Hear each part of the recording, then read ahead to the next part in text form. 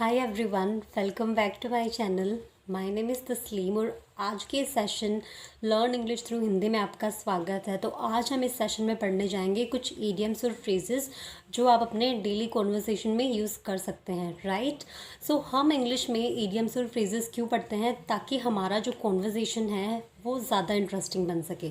तो आज मैं आपको कुछ ऐसे इंटरेस्टिंग ईडियम्स और फ्रेज पढ़ाने जा रही हूँ। तो अगर आप उनको अपने डेली कॉन्वर्सेशन में अप्लाई करेंगे तो आप ज़्यादा फ्लुएंट दिखेंगे, आप ज़्यादा कॉन्फिडेंट दिखेंगे। तो चलिए स्टार्ट करते हैं। तो आज का जो फर्स्ट ईडियम है वो है क्राई ओवर स्पिल्ट मिल्क, कि अब पछताने से क्या फ़ायदा जब चिड़िया चुग गई खेत। ठीक है, तो जब आपने कोई ऐसा काम किया है जो आपको नहीं करना चाहिए था या फिर आपको उस चीज़ का पछतावा हो रहा है, तो उस केस में हम यूज़ करेंगे cry over spilt milk, right. जैसे I should have studied hard in my exam but now it's no use of crying over spilt milk. ठीक है, मुझे मेरे एग्ज़ाम में हार्ड वर्क करना चाहिए था, ज़्यादा पढ़ना चाहिए था ताकि अच्छे मार्क्स आ जाते, बट अब जब चिड़िया चुग गई खेत तो पछताने का कोई फ़ायदा नहीं है, right. You have already broken it now so it's no use of crying over spilt milk. तुमने इसे तोड़ दिया है तो अब पछताने का कोई फ़ायदा नहीं है, राइट। सो ऐसे केसेस में जब आपको बोलना हो कि अब जो हो चुका है वो हो चुका है तो अब पछताने से कोई फ़ायदा नहीं है, तो उस केस में आप यूज़ करेंगे ये वाला idiom cry over spilt milk, right. तो नेक्स्ट इंटरेस्टिंग आपका इडियम है kill two birds with one stone, मतलब एक तीर से दो निशाने करना, राइट। जैसे मैं बैंक तो जाने वाला हूँ तो आते वक्त मैं कुछ घर का सामान भी लेते आऊँगा, राइट। सो ये होता है कि एक तीर से दो निशाने करना। जैसे I have to go to the bank, on the way back I will pick up the groceries as well, right. So this is known as killing two birds with one stone, right. तो आप कोई ऐसा काम करने जा रहे हैं जिसमें लाइक फ्री में आपका एक और काम हो रहा है, तो उस केस में आप यूज़ कर सकते हैं kill two birds with one stone, right. एक ही तीर से दो निशाने करना। जैसे he had gone to London for a business trip, while there he killed two birds with one stone and visited his relatives as well. ठीक है, वो लंदन बिजनेस ट्रिप पे तो गया ही था, तो इस तरह से उसने क्या किया, एक तीर से दो निशाने किए और साथ में अपने रिश्तेदारों से भी मिलते आया, राइट। सो उसने क्या किया कि एक काम के साथ दूसरा काम भी उसने फ्री में ही कर दिया, राइट। सो उस केस में हमने यूज़ किया है to kill two birds with one stone, एक तीर से दो निशाने करना।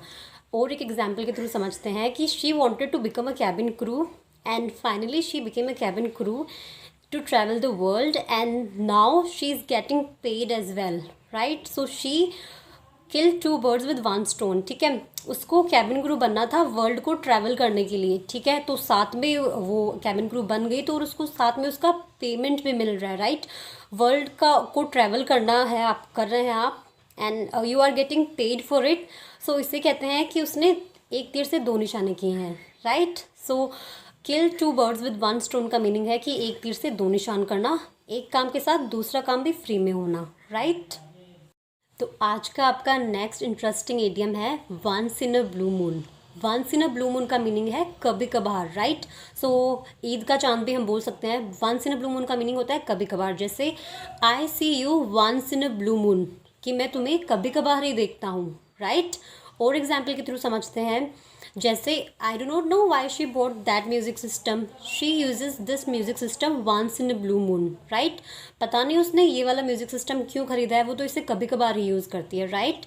The earthquakes hit once in a blue moon in this part of this earth. जो भूकंप है इस अर्थ के पार्ट में कभी कभार ही आते हैं। तो जब आपको सेंटेंस में बोलना हो कभी कभार तो उस केस में आप यूज़ कर सकते हैं once in a blue moon, right.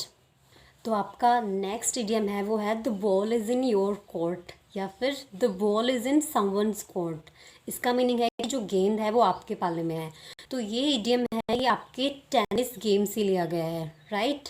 So tennis game में क्या होता है कि आप जो बॉल है उसको किक करते हैं दूसरे टीम के साइड, ठीक है। तो आपने अपना काम कर दिया, अब दूसरे टीम की रिस्पॉन्सिबिलिटी है बॉल, राइट। तो चलिए एग्जाम्पल के थ्रू समझते हैं। जैसे I have offered the proposal to her, now the ball is in her court, right.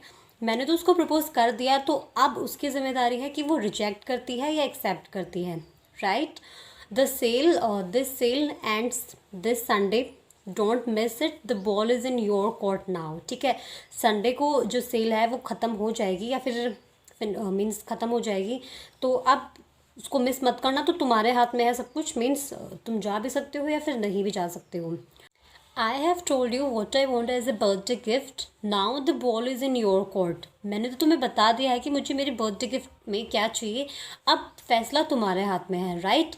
सो इस केस में हमने हमारी जिम्मेदारी पूरी कर दी है, अब है नेक्स्ट टीम की बारी। तो उस केस में हम यूज़ करेंगे the ball is in your court now, right.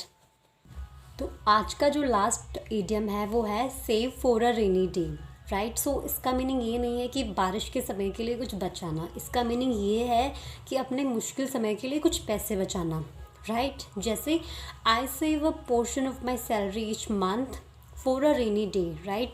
मैं अपनी सैलरी का कुछ पोर्शन हर महीने बचाता हूँ अपने मुश्किल समय में काम में लेने के लिए, राइट। जैसे I know you want to buy a TV with your bonus but you should really save that money for your rainy day.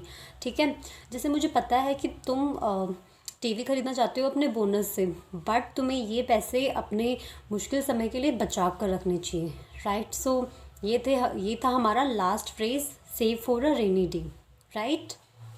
I hope आपको आज के वीडियो में कुछ नया सीखने को मिला। तो ऐसे ही फ्रेजेस, इंग्लिश में फ्रेजेस, इडियम्स और लर्न इंग्लिश थ्रू हिंदी में इंटरेस्टिंग चीज़ें सीखने के लिए हमारे चैनल को सब्सक्राइब करना ना भूलें और नोटिफिकेशन को बेल को प्रेस करना ना भूलें, ताकि आप अपकमिंग वीडियोस को ना मिस कर सकें। Thank you.